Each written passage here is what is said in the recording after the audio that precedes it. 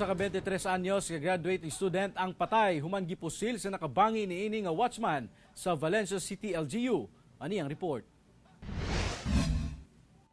Patay ang usa ka Mark Danhil Atay, 23 anyos o graduating student. Diyang gipusil kini sa Purok 1, Barangay Batangan, Valencia City, Bukidnon, pasado alas 11 sa gabi adlawng Sabado. Ang suspect, usa ka Glenn Celis, usa ka watchman sa Valencia City LGU. Sa investigasyon sa kapulisan, gikan sa balay sa iyang classmate ang biktima ug pauli na unta kini dihang nakalalis niini ang suspect.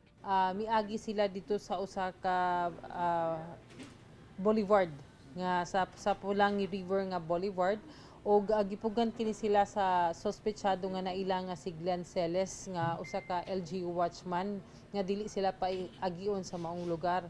Og dito nagsugod ang ilang heated argument nga miresulta sa kaning paglayog nila sa watchman ug sa maong biktima og dito dayon mi resulta gyud sa pagpabuto sa maong LGU watchman sa iyahang allegedly 38 revolver. Nadala pa sa ospital ang biktima kinsa nakaangkon og duha ka samad pinusilan sa .38 ang armas apan gideklara kining patay sa mga doktor. Daling misibatsab ang suspect. Sa statement ni Valencia City Mayor Azucena Huervas, gikondena niini ang brutal nga pagpatay sa maong estudyante ug mipasalig nga makigkoordinar sa kapulisan alang sa hinanaling pagkasikop sa suspect.